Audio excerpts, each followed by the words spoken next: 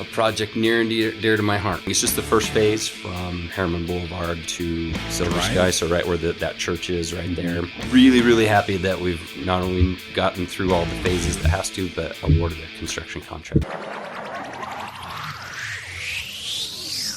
Welcome to Herrimanology, the official podcast to keep up with Herriman City. We'll take you inside the city, explore the latest news and updates, show you how your government operates, and discuss the issues that affect us all. Now, here are your hosts talking all things Herriman on Herrimanology. All right, welcome to Herrimanology. It is Thursday, February 12th, and man, what a week. It's already Thursday, but it feels like it's been a couple of weeks this week. I don't even know what day of the week it is at this point.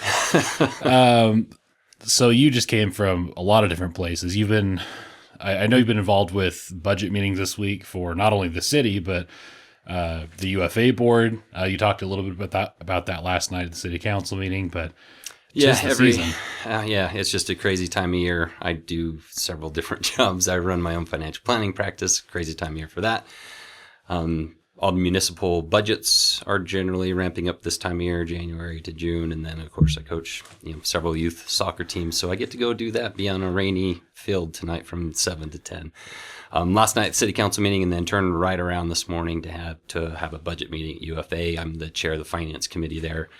So we're doing our best to keep costs down and service levels high, but we're constantly working to try to keep our service levels at a good point and keep the cost down to our residents. And that's not just the city, but we all serve on other boards like that to represent our citizens with those services. Yeah, and UFA, for those who may not remember, that is effectively our fire department. It stands for Unified Fire Authority. It's a regional, not specific to Herriman City, but we contract with them, and we have a representative on the board there to help go through finances and all the other things that go along with the contracted service. So yeah, that was a fun 2.5 hour meeting this morning, and then we'll have a regular board meeting next Tuesday and another 2, 3, 4 or so committee meetings leading up to final adoption come in May, June. All alongside the city budget, like you mentioned. Talked a little bit about that last night too during the work meeting. We have a lot of those discussions. We won't go into a whole lot of depth, but just kind of touched on the requests for a handful of departments in the work meeting. Yep.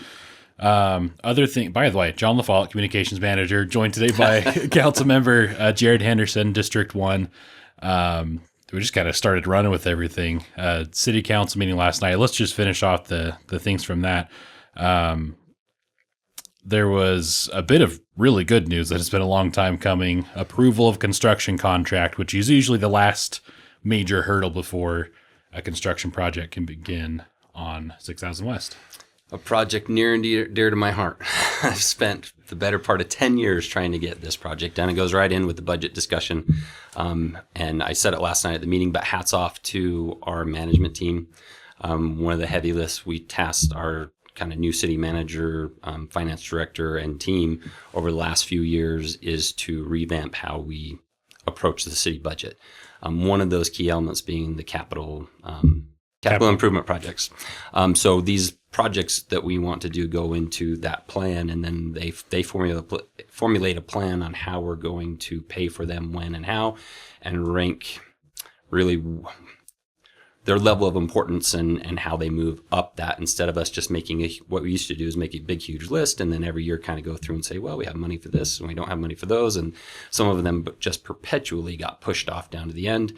Now we really have a more systematic approach to where they kind of move their way up, and we have a good committee that works through those and weights their importance. So this one has been a long time coming. I would say that one of the key elements for it, what has taken so long, comes down to two things: gathering the funds for it. When it comes to roads, if we're rebuilding an existing road, we cannot use basically new growth money for it. We can't use the impact fees for it. That has to go to the impact for building new roads.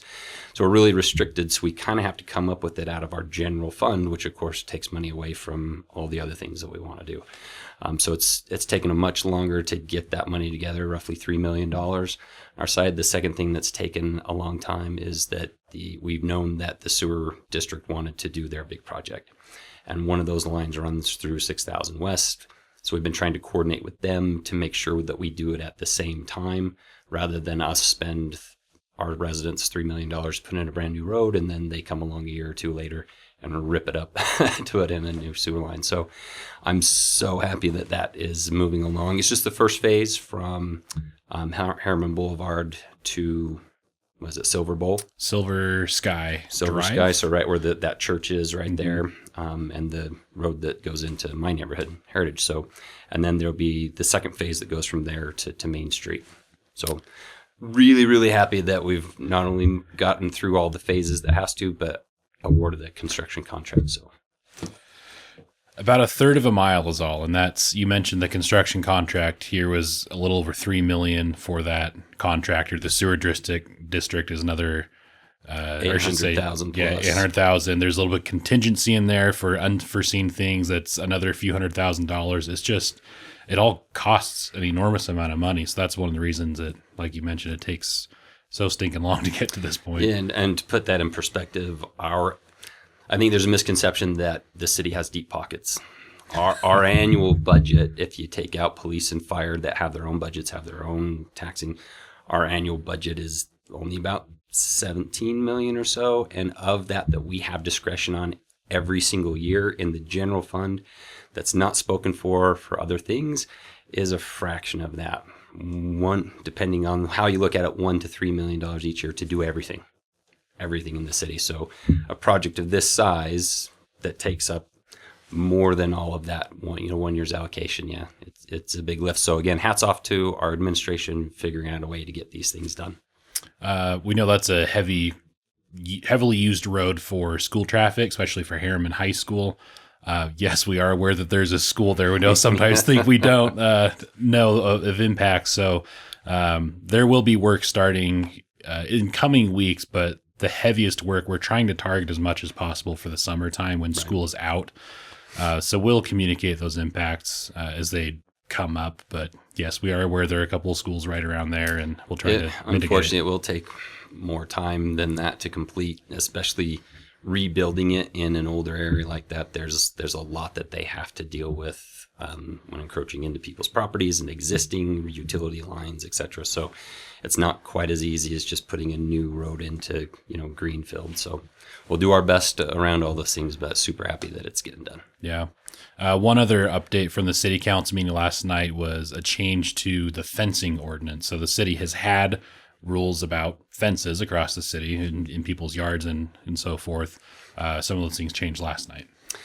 Yeah, I mean, I've been around for a long time now. It seems like whether that's good or bad depends on the person you ask or the topic we're talking about. I think fencing has come up several times over the years, and as the bodies in the seats of the council have changed, and I think just the growth that the city has seen, I think our views on the fencing just has changed. We used to restrict the types of materials and the colors and be very, very restrictive. I think mainly for aesthetic purposes and ease of maintenance and things. But as time has gone on, I think we've realized our planning manager, Mike Malloy, mentioned that vinyl fencing has just as many issues as when it comes to maintenance as wood does, et cetera. So had a look at that, went through the planning commission and came to us. We looked at it and gave a shout out last night. I'll do the same thing today. Sherry Warren long fought to change that. And so she'll be happy that we approved those changes last night as well. If you're looking at doing fencing, please reach out to us and we'll let you know what those changes are. Yeah. One final thing from this week that we have to mention. It's happened kind of quietly. We'll put it on our social media sometime by this weekend, but finally broke ground on a project that we have been planning and dreaming and working toward and for a long, long time, and that's working toward an auto mall. Yeah, this also is a very long one. So one of the first things I got involved with as a resident when I started coming to meetings, et cetera, is that area was supposed to be high-density housing. It was going to be apartments, and our kind of resident group brought the idea to them of, look, you need to preserve that as commercial area. And the developer at the time said that's not commercially viable.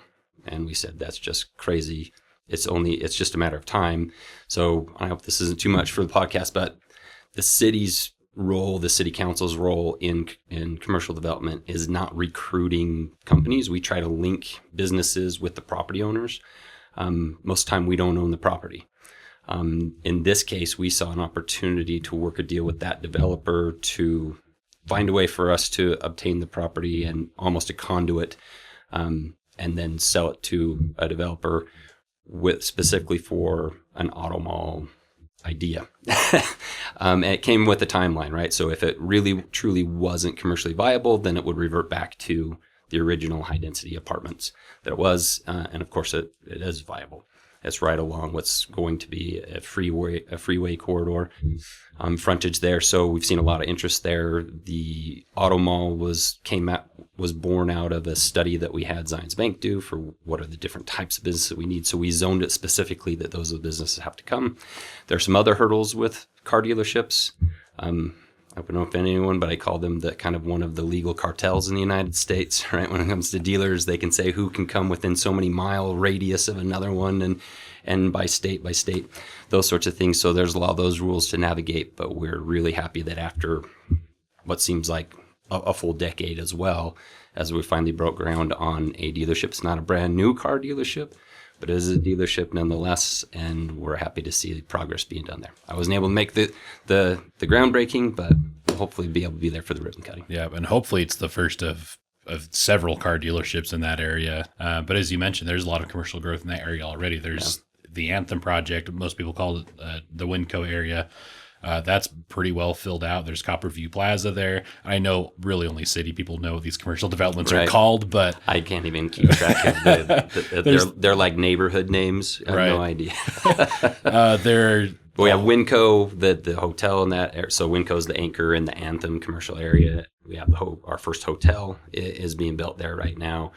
Most of that pad is filled up, and then we have the auto mall is really everything from that kind of where you see the empty field from Winco to 126. We have some bookends that are commercial pads, and then everything in the middle along the freeway frontage is zoned for auto. So as this first one gets up and running and shows it can be successful, it should lead to a domino effect with the rest of that area getting filled in.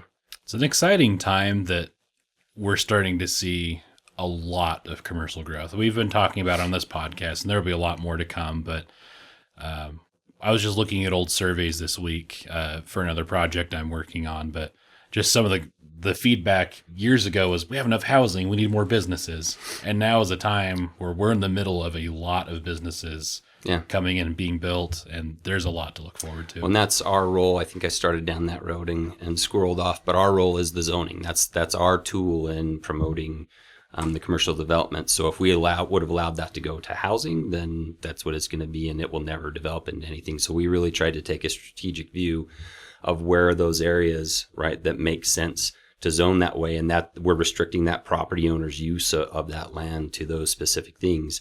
So we have to be careful in that.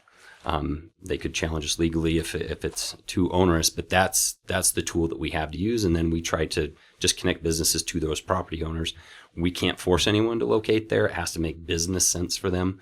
And a lot of that is traffic. There has to be enough people coming by a commercial location for it to make sense for a Target or a Trader Joe's or whoever. We didn't go out and get them. That's the landowner using their commercial broker. But of course, we always reach out to any businesses and say, hey, have you looked at us? Here's these properties that are in our area. So yeah, we're starting to get some traction as we see, whether it's a good thing or bad thing, more traffic come by. But I guess this may be another segue into one of the things I believe Mayor Palmer mentioned this in your last podcast, U111 being rerouted. We talked about last night, Mountain View Corridor, the middle part that's the freeway is beginning to be constructed this next year. Mm-hmm. Next year, yep. Right, and it's beginning on our end of the valley rather than the north. I mean, so all the transportation corridors that are starting to get built out in our area helps the commercial traffic tremendously. Lots of construction ahead, but a lot of exciting things ahead too. Yeah. So it's a good time to be here. Councilmember Henderson, thank you for taking time out of a very busy day to come to the podcast. That's how it is, right? I signed up for it. Right. As always, if you have a question for us, communications@herriman.gov is the email address, and we'll get it answered. But with that, say thanks for listening and watching, and catch you next time.